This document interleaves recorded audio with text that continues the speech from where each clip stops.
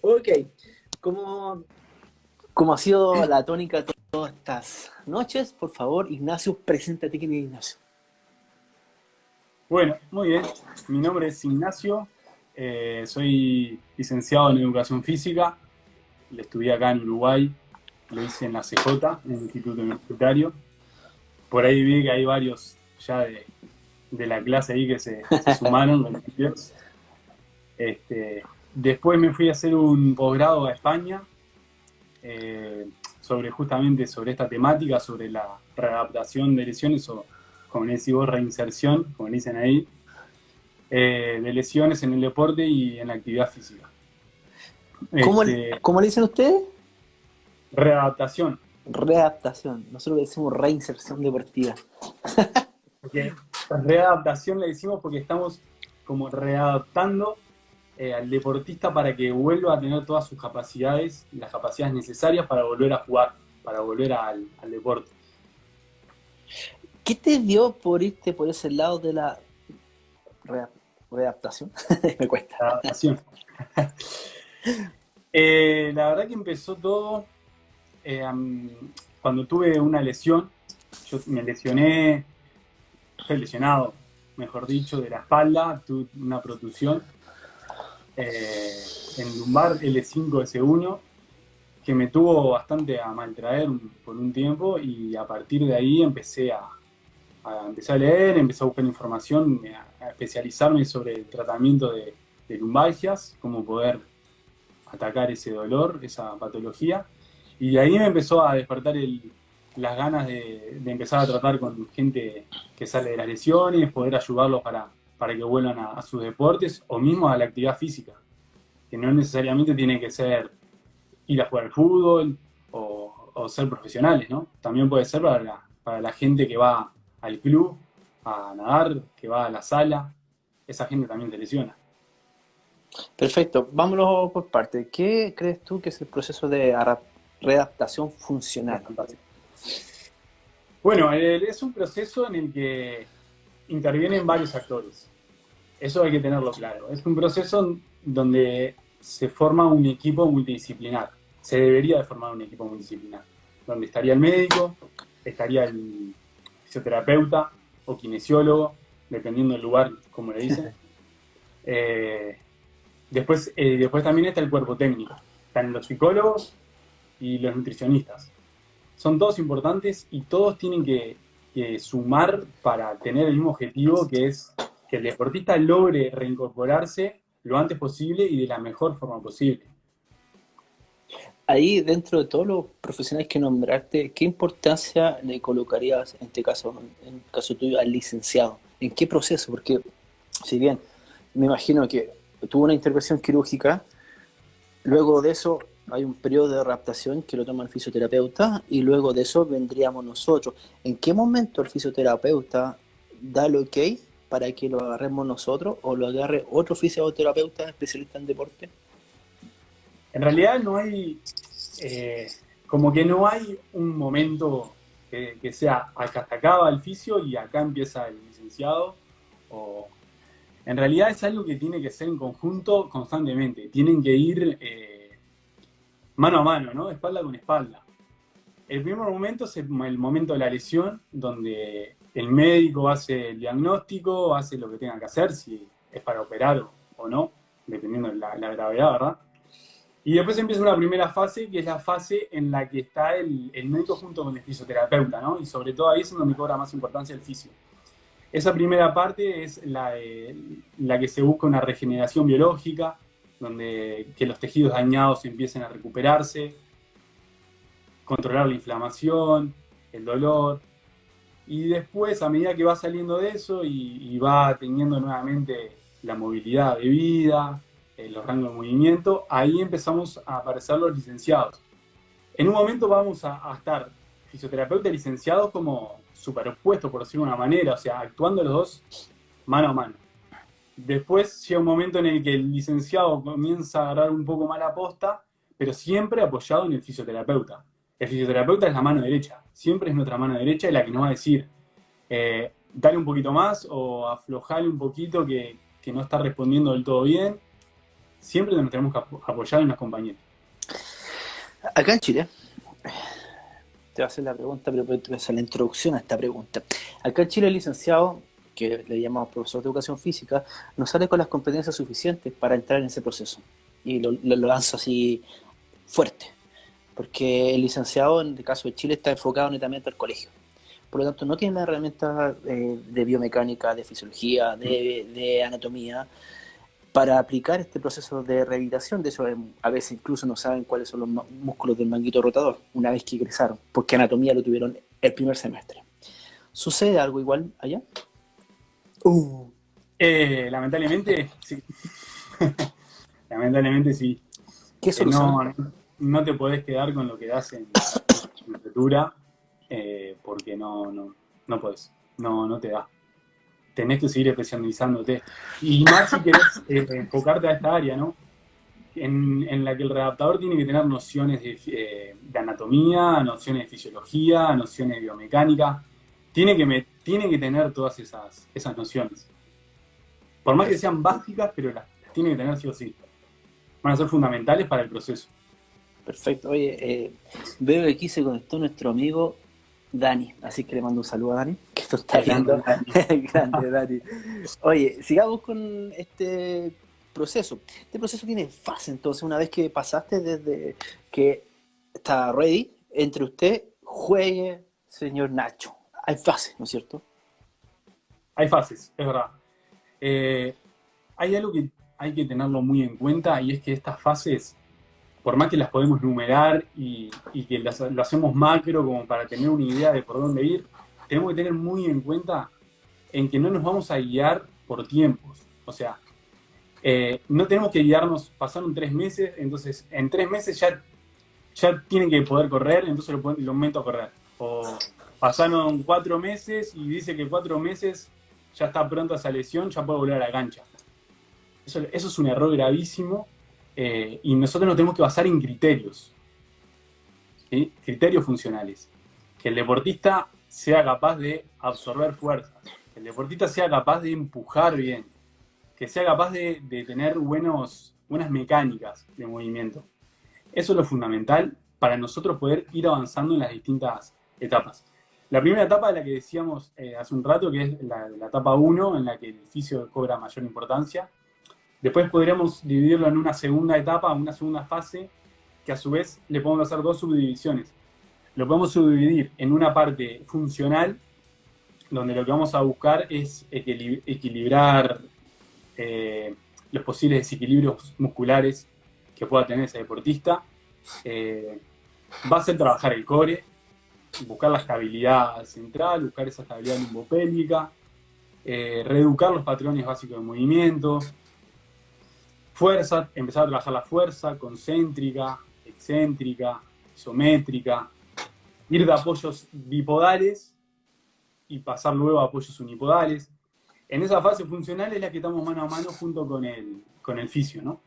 Después pasaríamos a una específica, donde ya ahí trabajaríamos más la fuerza explosiva, buscaríamos mejorar las mecánicas de aterrizaje, las de propulsión, ya más habilidades del deporte, como aceleraciones, desaceleraciones, en un plano, multiplanar, lo mismo, de bipodal a unipodal, intermitentes, de alta intensidad, de larga distancia, de corta distancia. O sea, saber qué es lo que tienen, qué demandas tiene el deporte que practica el deportista. Y por último, vendría la fase de ritmo de competencia, de agarrar nuevamente ese ritmo de competencia, de que el deportista pueda volver a los niveles condicionales que tenía antes, de fuerza, de resistencia. Y sobre todo, hay que tener en cuenta que el deportista tiene que volver a tener confianza. Tiene que perder ese miedo que puede haberle generado la lesión. Y ahí es en donde empieza un trabajo bastante importante también.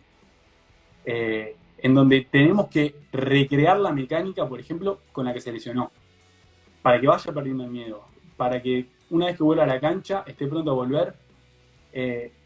En el deporte no sabemos qué pueden pasar, qué situaciones pueden pasar. Entonces, el deportista tiene que estar pronto para que vuelva, capaz que le vuelva a pasar la misma mecánica, y que sepa que no se va a volver a lesionar, porque ya lo dejamos fuerte para que volviera y con todo lo que necesitaba tener para poder estar al top, a tope. Perfecto, ese es como el proceso que hace Exos. Una cosa que no dije, que me parece que es fundamental, es que en la fase uno, ya desde la fase uno, tenemos que buscar que ese deportista no se quede quieto. Siempre y cuando siempre teniendo en cuenta el tipo de lesión que tenga. ¿Qué quiero decir? Que si le operaron el ligamento cruzado, obviamente que no le vamos a decir que ya empieza a hacer sentadilla, sino que la extremidad lesionada, tener los recaudos debidos, pero el resto del cuerpo está sano. Entonces, ¿por qué no vamos a trabajar el resto del cuerpo? ¿No? Eso de cuando te dicen reposo total un mes. Bueno, no sé, reposo necesario para que se empiece a regenerar, para que se empiece a recuperar biológicamente esa extremidad dañada, esos tejidos dañados, sí, pero el resto también. Entonces, ¿por qué no seguir desafiando al resto? Eso es lo que va a permitir que se mantenga lo más posible su capacidad física, ¿no? Que no pierda fuerza en otras extremidades, que se pueda mantener físicamente. Dentro de eso suena mucho a Exos, ¿o no? Sí, sí. Tú eres Exos, ¿no es cierto? ¿Tomaste Exos? No, no lo hice el Dex todavía. Yo tampoco, pero lo estudié. Por ahí siempre hay amigos que te lo pasan, porque es súper caro Exos, duele. Oye, La verdad que sí. esta fase ¿la creaste tú, la trasladaste tú, la aterrizaste tú, o tienes algunos autores que se basan en esto para llevar estas 4 fases? No, mira, sinceramente, esto de las fases y todo este proceso, eh, lo aprendí en el posgrado que fui a hacer, en donde varios exponentes la explicaban, como eran Carlos Sosa, por ejemplo. Carlos Sosa era el fisio y el readaptador del Real Madrid de básquetbol. Después también estaba, y que para mí es un gran referente, es más, hay muchos conceptos de los que después, más adelante, vamos a seguir hablando, que los adopto de él, y que es José Luis Esteves, es un español que en su momento estuvo en el Real Madrid, en las juveniles, como readaptador, ahora está en el Fuenlabrada, y hace un trabajo espectacular. Eh, Eso más que nada fueron los que me abrieron como las puertas, ¿no? Como que me mostraron sobre todo este proceso. Perfecto. ¿En qué momento ingresáis al sujeto a trabajar fuerza?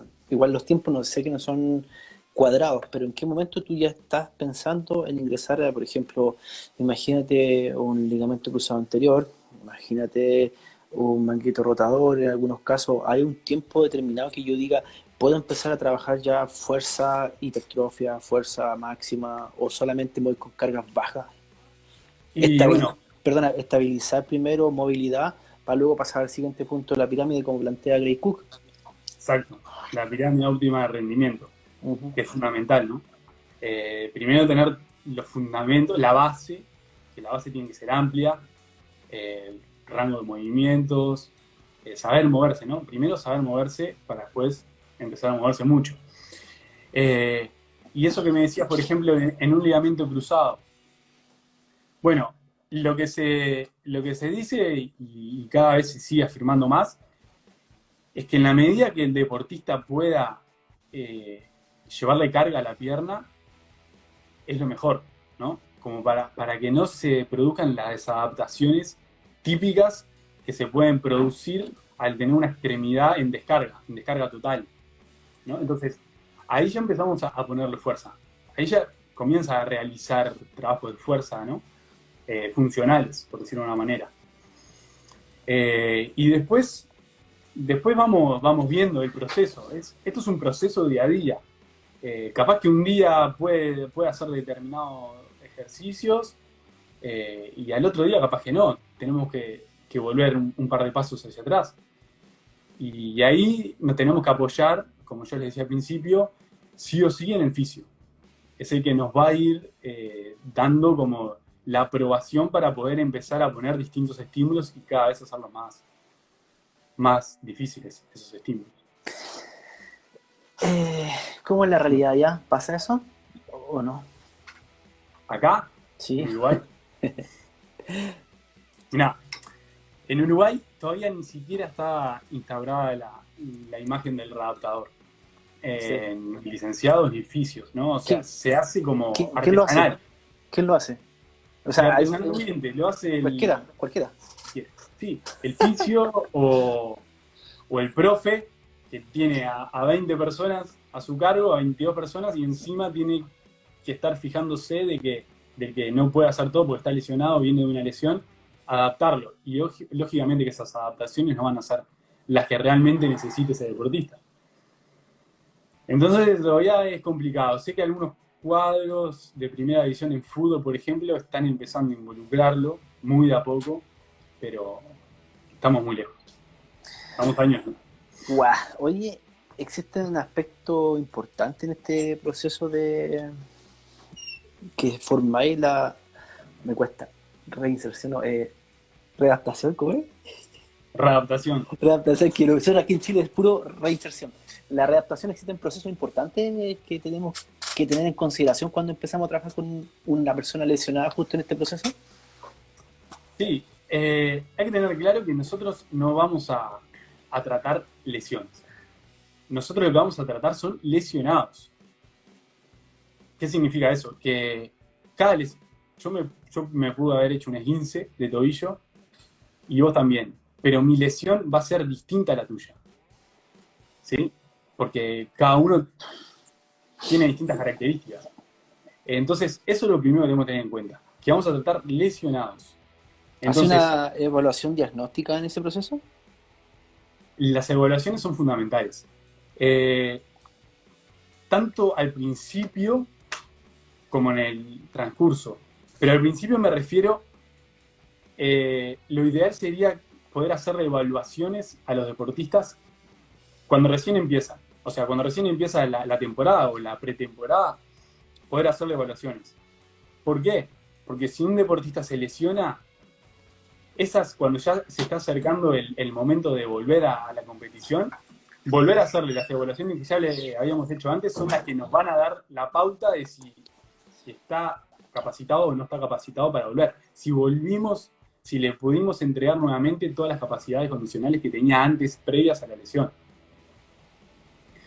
Y lo importante de poder hacerle las evaluaciones es ver los rangos de movimiento que tenga, ver posibles falencias o debilidades en su cadena de movimiento. Yo, por ejemplo, cuando yo trabajé mucho con personales en la recuperación de lesiones, recién vi que por ahí estaba uno, Nico, un gran, tuvo una pubalgia a él, y bueno, la recuperamos ahí y volvió a jugar. Lo que yo hago siempre con los que se me arriman para poder hacer un proceso es hacerle evaluaciones al principio. ¿Qué evaluaciones les hago? Por ejemplo, aquellas que me tiren más de una información a la vez. Por ejemplo, para poner el overhead, squat overhead, el que es por arriba y abajo, esa a mí ya me da la pauta de qué flexibilidad tiene en cadera, qué flexibilidad tiene en rodilla, perdón, en tobillo, cómo está su columna torácica, si está dura o se puede extender, qué estabilidad tiene a nivel limbopélvico. Lo mismo pasa con sentadillas unipodales, que yo las evalúo también. También evalúo la rotación torácica que pueda presentar. La estabilidad articular que presente tanto en tobillo, rodilla, limbopélvica. ¿Por qué hago todas estas evaluaciones? Vos me podrás decir, me vino por una rodilla y me está evaluando la rotación torácica. O vine por una rodilla y me está evaluando mi cadera, si tengo flexión de cadera o mi tobillo, si es estable. Lo que tenemos que tener en cuenta es que nosotros tenemos que ver al cuerpo como un todo. O sea, tener en cuenta una anatomía funcional y no segmentaria, como siempre nos enseñaron, ¿no? Como nos enseñaron en el liceo, como nos enseñaron en la facultad. No hay que segmentar tanto la anatomía. Todo está unido. Entonces, si yo no tengo una buena flexibilidad de cadera, va a repercutir en mi rodilla. Si yo no tengo una buena rotación torácica, va a repercutir en la lumbar. Le va a dar esa movilidad que me está faltando en torácico, se la va a dar la lumbar. Cuando en realidad ella es la que tiene que estar firme, ¿no? Ahí está el joint by joint de Gray Cook también. Donde hay articulaciones que necesitan brindarle estabilidad y hay otras que se necesita brindarles movilidad. El tobillo, ¿para qué quiero saber yo si ese deportista que viene con la rodilla lesionada tiene una buena dorsiflexión de tobillo? La dorsiflexión de tobillo va a ser uno de los principales en los que va a ayudar a la absorción de fuerzas reactivas contra el suelo cuando el deportista, por ejemplo, logre volver a correr. ¿Sí? Entonces, me explico por qué las evaluaciones son importantes y es importante evaluar todo el cuerpo y no solamente la zona que está dañada. Totalmente. Ahí en el joint by joint, el único punto que escribo con Gray Cook, por ejemplo, yo la próxima semana, el lunes, tengo que hacer un congreso que hacemos acá en Chile online, tengo que exponer sobre sentadilla. Y el único punto que me parece que tiene que ser móvil y fijo es la cadera. Necesito la estabilidad de cadera para que mi rodilla no vaya a algo. Y necesito además la movilidad para que llegue a la profundidad. Entonces, el joint by joint en ese punto como que discrepo un poco. Lo demás, totalmente de acuerdo. Ahí sobre todo ese punto que tenemos que evaluar al ingreso al sujeto completo, mientras mayor rango de movimiento, mayor velocidad, todos los patrones que pueda evaluar al ingreso. Si el tipo se lesiona, sé dónde estaba y sé qué es lo que tengo que volver a llegar. Normalmente, por eso es que es tan clave justamente evaluar al principio. Una vez que termina todo el proceso, nosotros también acá, por lo menos en el gimnasio mío, trabajamos de esa forma. La persona ingresa, se hace una evaluación completa y en el caso que hubiese pasado algo durante el proceso, sabemos dónde estábamos. Entonces teníamos para hacer la regresión y la progresión de cada ejercicio. Pasado esto, claro, nosotros también mejoramos, vamos viendo las mejoras justamente debido a esta evaluación. Yo creo que es un proceso clave que todas las personas pueden entrenar. ¿Dónde se escapa acá, por lo menos en Chile? Que supongo que por lo que vi cuando fui a hacer el curso allá a Uruguay, también vi que se escapaba en las clases grupales de las plazas. Que llegabas, tú pagabas, no sé cuántos pesos eran uruguayos, pero pagabas poco dinero y tenéis 25 personas matándose y saltando. Que es una realidad que aquí poco a poco ha ido siendo más cuidadoso porque la explosión del conocimiento acá en Chile ha ido bastante fuerte, pero vi que en Uruguay no está así, no sé si fue mi percepción. No. O sea, estuvo bien tu percepción. Estoy lanzando dardos para allá. Qué bien, tomando mate. Sí, este me lo regaló Dani, mira. Pero no hice la montañita, no me sale, por más que trato de hacer la montaña, no me... Y es hierba Canarias, ojo. Vamos pasando un no cualquiera. Canarias. ¿Eh? Oye, allá, ¿cómo va la cosa? Mi percepción sí, está bien. Acá es igual. Lamentablemente es igual. Acá la gente lo que le gusta es ir a que lo maten. Literalmente a que lo maten. Porque le dan una bataola de ejercicios de dale. Y no importa si lo hacen bien, si lo están haciendo con buena técnica o no. Lo que importa es salir de esa clase totalmente liquidado. Lo que importa es salir de la clase y decir, hoy me mató, el profe me mató, quedé muerto. Entonces, todavía no se tiene en cuenta el costo-beneficio de las cosas, ¿no? Que me parece que es un aspecto fundamental en todo. Cada ejercicio que nosotros planteemos tenemos que tener en cuenta el costo-beneficio de hacer cada ejercicio. ¿Cómo podés tú, ya me está saliendo uruguayo, ¿cómo podés?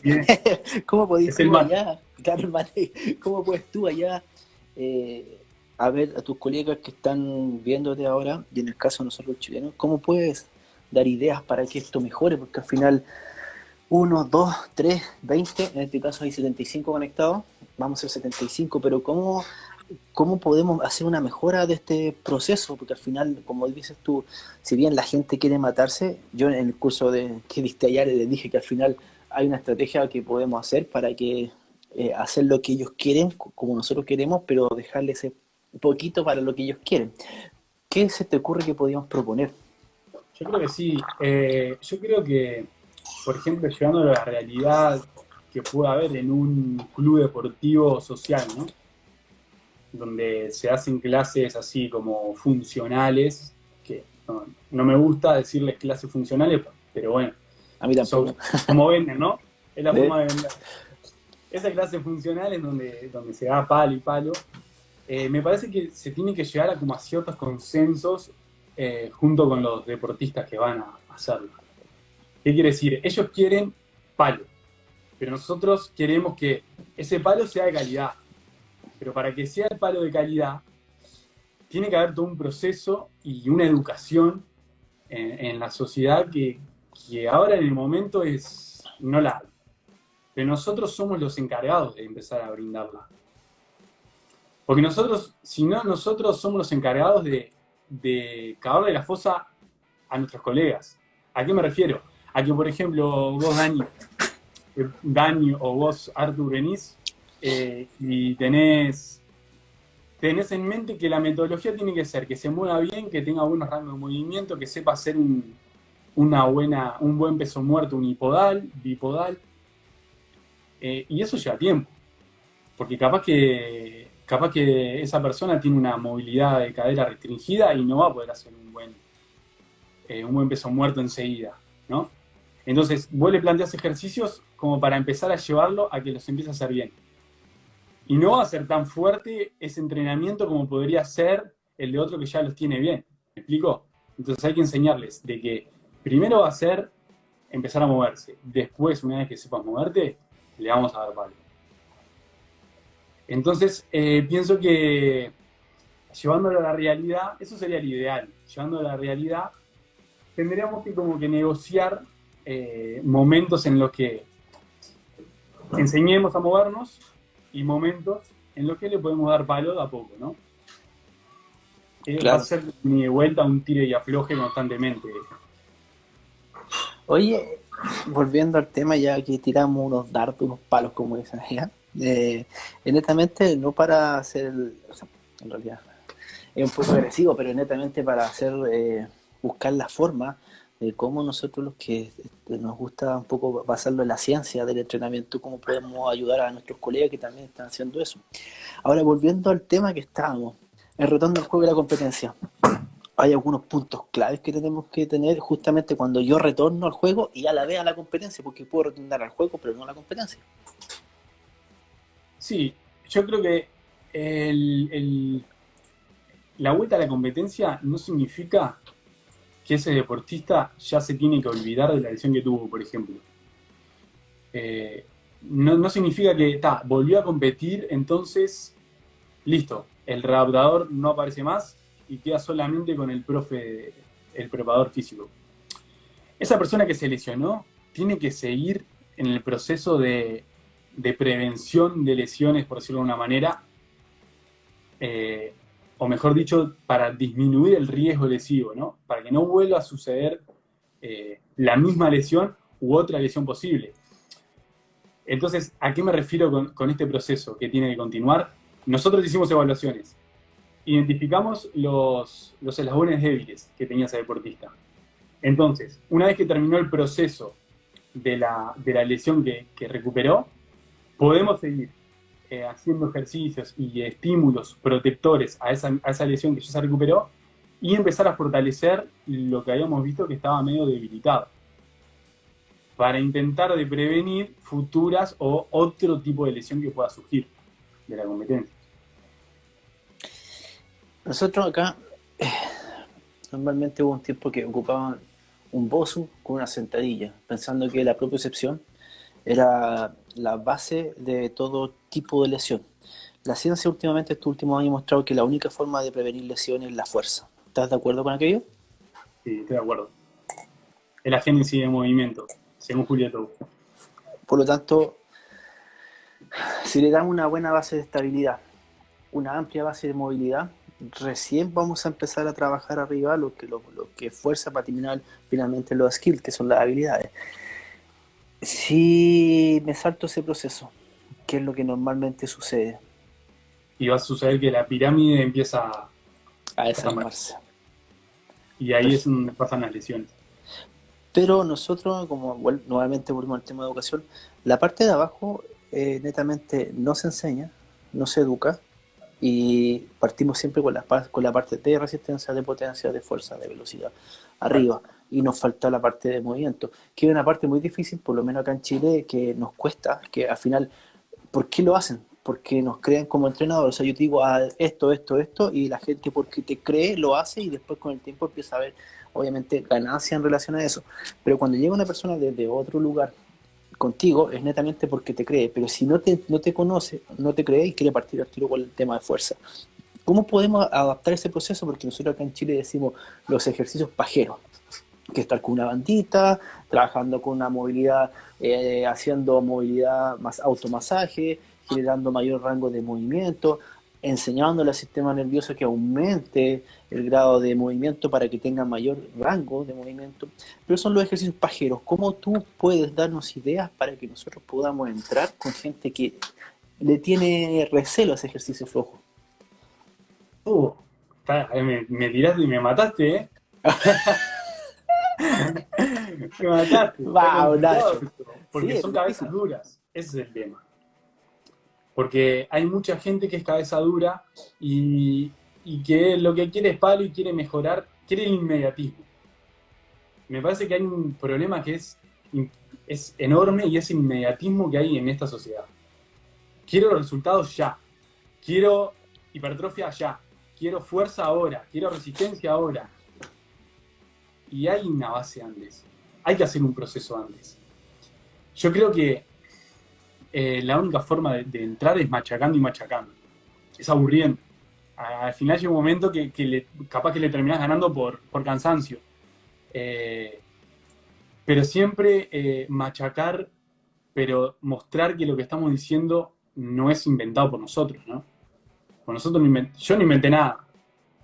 Lo que nosotros decimos y nuestra filosofía y metodología siempre están basadas en científico, ¿no? Científicamente, en otros profesionales que han tenido su experiencia y la comparten. Me parece que también un aspecto importante es, por ejemplo, cuando uno se lesiona. Uno de ese grupo, por ejemplo, de clase de funcional, fue a jugar al fútbol y se lesionó. Entonces lo agarrás y le decís, te lesionaste. ¿Sabes por qué? Porque te falta rango de movimiento acá, acá y acá. Te falta una activación de este músculo y de este otro músculo. Tenés inhibido el glúteo medio. Entonces, empezar a mostrarles de que haciendo esos pequeños puntos, esas pequeñas consideraciones, es de la forma de proteger y que a la larga va a terminar potenciando aún más el rendimiento. Lo que hay que tener claro es que si vos tenés una buena base, vas a potenciar mucho más las otras partes de la pirámide a que si la base abajo es chiquita. Porque si no tenés buen rango de movimiento, no tenés buena amplitud de movimiento, no vas a generar buenos torques. No vas a generar una buena ejecución. Claro. Y Nosotros acá, perdón, una cosa importante que vos dijiste sobre el sistema nervioso central. El sistema nervioso central es fundamental. Y en este proceso de readaptación lo tenemos que tener muy en cuenta y tiene que estar acá arriba para nosotros, ¿no? Tiene que estar prendido en amarillo. ¿Por qué? Porque cuando una persona se lesiona, no tiene desadaptaciones o se lesiona solamente la extremidad que le pasó o la articulación que le pasó. También van a haber repercusiones en el sistema nervioso central. Entonces, nosotros cuando empezamos este proceso, cuando estamos en el proceso de readaptación, tenemos que volver a enseñarle esos patrones de movimiento que por esa lesión los perdió. O sea, tenemos que empezar a enseñarle al sistema nervioso central cómo moverse correctamente una vez que está recuperado. Porque es seguro que esa persona que estaba mal de la rodilla va a empezar a generar y automatizar patrones de movimiento de forma de evitar el dolor, ¿viste? Empieza a renguear nosotros tenemos que volver a educar eso. Tenemos que educarle nuevamente de que ese no es el patrón correcto. El patrón es este y tiene que tener una buena triple extensión, tiene que tener una triple flexión para absorber fuerza, por ejemplo, triple extensión para una buena propulsión, un buen empuje.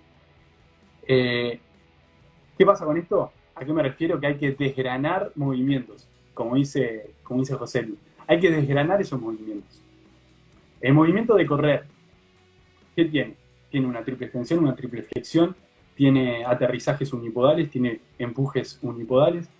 Entonces, en las primeras etapas de la readaptación, empezar a trabajarlo por separado, ¿no? Que esa persona sepa aterrizar nuevamente con una buena mecánica, que sepa absorber esas fuerzas, que sepa volver a empujarlas, y a partir de ahí, una vez que ya tiene esos mecanismos automatizados, lo hace bien, ahí sí empezar a correr, ¿no? Una vez que la persona está apta o está capacitada de hacer un buen aterrizaje, hacer un buen empuje, ahí sí lo ponemos a correr. Pero no ponerlo a correr, como se sigue viendo acá, lamentablemente, de se lesionó el ligamento cruzado anterior. Me pasó esto, me pasó. Estando en un equipo de fútbol, no voy a decir el nombre, pero ¡Ah! Esa es la parte más importante. viene el fisio y me dice, profe, tengo acá a este muchacho que lo operamos el ligamento cruzado hace 3, 4 meses, pero viene respondiendo bien, viene sin dolor. ¿Te molesta si se pone a correr acá alrededor de la cancha, a trotar un poquito para probar? Quería dar un tiro. Ah, fue como, no sé, yo no podía creer. A probar, a correr a probar. No es probar. ¿Está apto o no está apto para correr? No es probar a ver si podés correr. Mira, acá te voy a contar lo que hicimos en mi gimnasio, porque nosotros nos mandamos hartas cagadas para poder lograr entender un poco cómo hacer esto. A ver, por ejemplo, para mejorar un rango de movimiento de dorsiflexión, ocupamos mucho la técnica de Mulligan, que fue propuesta por Jan en un paper del 2015, que ocupaba justamente una banda en tracción hacia el suelo sobre el astrágalo para generar la tensión. Entonces, lo que buscaba justamente que esta tracción fuera en dirección contraria para yo avanzar mi rodilla hacia anterior. Y con esto, justamente, tú ves el protocolo y te dice que son 30 repeticiones, 15 series, con 10 segundos de descanso. Y nosotros aplicamos ese protocolo y en realidad es difícil que nos resulte porque la gente, como conversábamos, es terca con el tema. Y después terminábamos con eso, queríamos hacer activación del glúteo medio, quería hacer activación de la zona media, quería hacer automasaje en el pectoral. Entonces queríamos hacer muchas cosas durante el proceso que nos llevaban a 20 minutos. Fuimos ajustándolo, hasta que hemos logrado llevarlo a 8 o 10 minutos. En este proceso, si bien no alcanzamos a hacer todo, pero sí aplicamos un eslabón débil. Buscamos, por ejemplo, la dorsiflexión o la activación, vamos buscando, pero solamente un punto débil. ¿Y qué es lo que hacemos? Pescamos, tomamos a la persona, lo hacemos que ejecute y estamos con él, o todos hacen lo mismo, y netamente en ese proceso es corto, donde yo quiero como entrenador que mejore él, pero después de eso ya les puedo ir haciendo los ejercicios que él quiere. Entonces buscamos mucho el transar. A veces pasaba que en los primeros 10 minutos que son míos, realmente mío, yo como entrenador que quiero que mejore su rango de movimiento, después colocábamos los ejercicios que a mí me interesa que mejoren, que a lo mejor eran ejercicios que no tenían, por ejemplo, no sé, un peso muerto, aplico un peso muerto con un RIR de 4, que es pura técnica. Entonces el RIR de 4 no me va a generar ningún cansancio y él está buscando justamente que se canse. Pero al final de la rutina le tiraba 2 al fallo. Entonces íbamos haciendo ese juego para que cuando al final de su entrenamiento quedara con la sensación de estoy muerto o ya no puedo más. Pero los otros 50 minutos fueron todos míos y nunca se dio cuenta. ¿Cachai?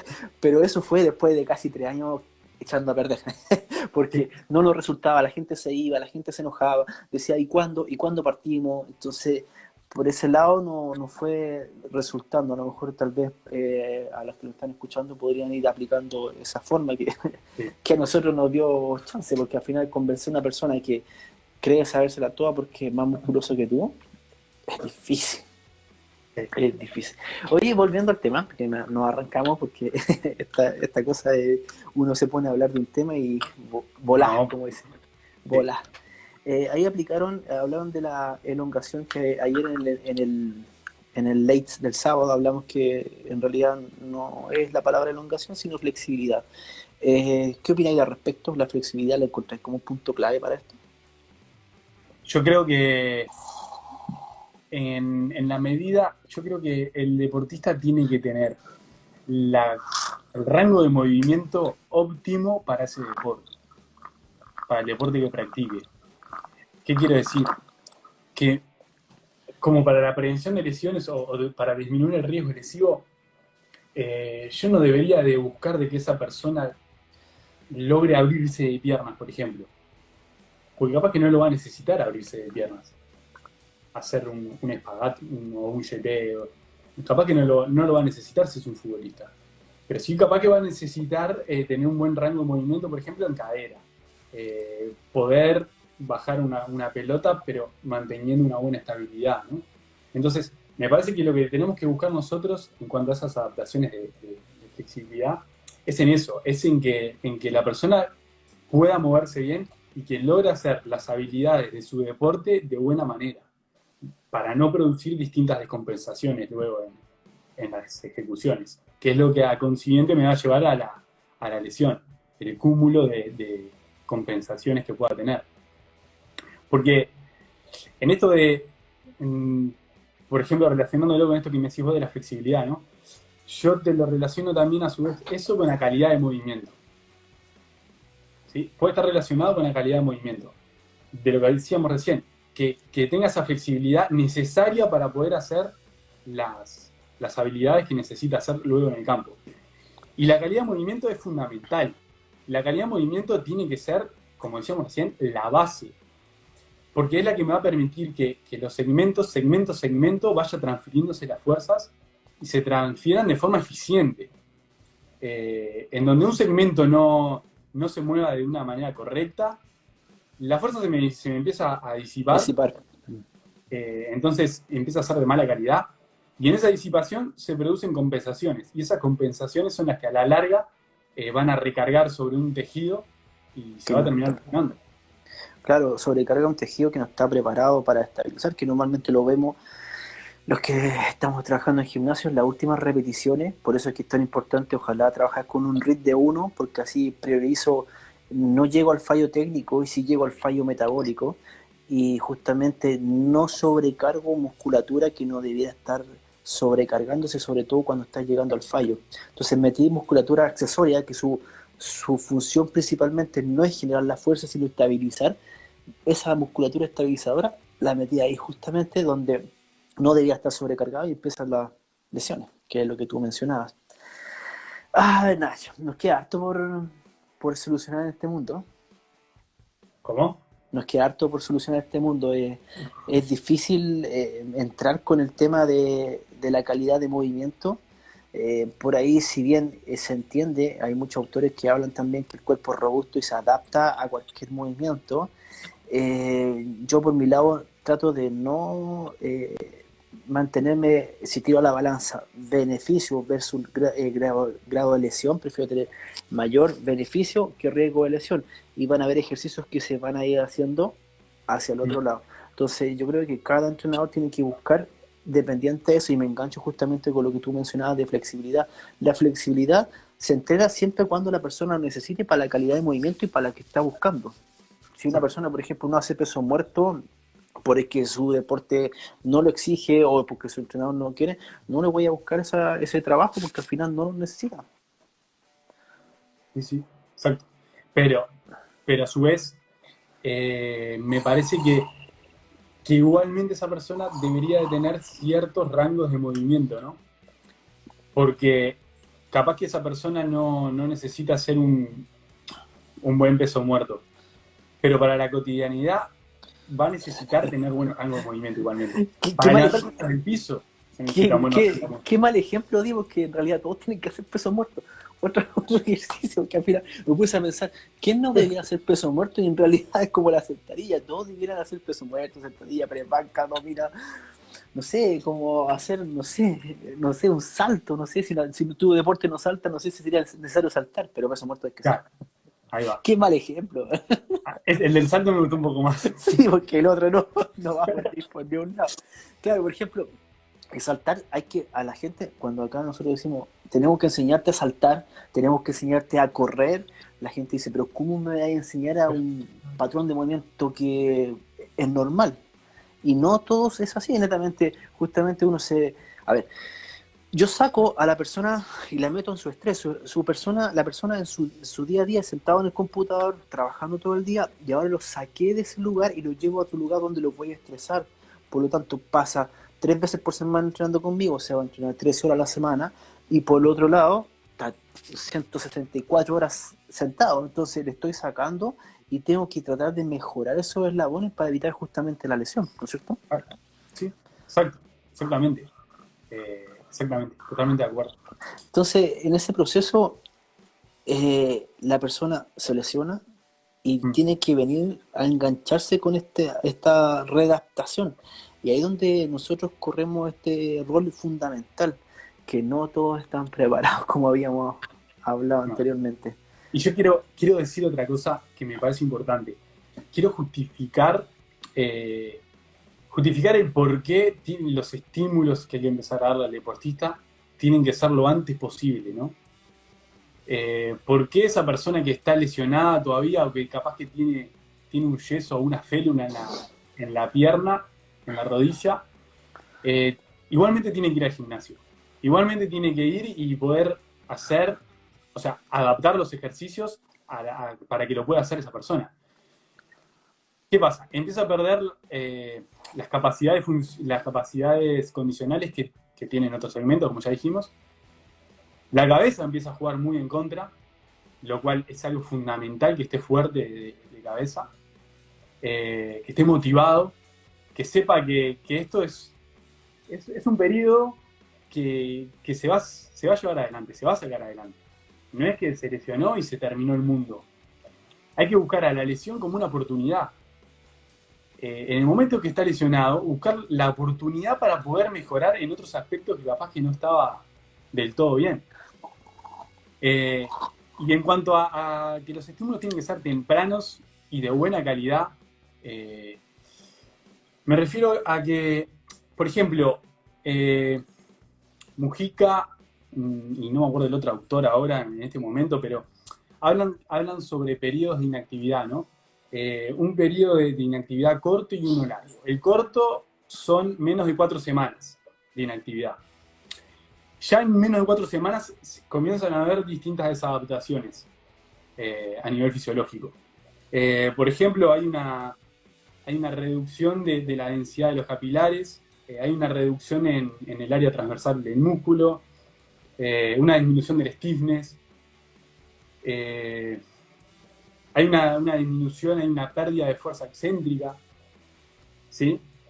Cuando se hace la inactividad más larga, que es la de más de 4 semanas, ahí empezamos a tener desadaptaciones más importantes todavía. Empezamos a perder fuerza, no solo excéntricas, sino todo tipo de fuerzas. Las fibras rápidas comienzan a desadaptarse y empiezan a mutar de a poco. Si bien hay cierto número que son fibras rápidas, ¿no? Pero siempre están esas que son como híbridas, ¿no?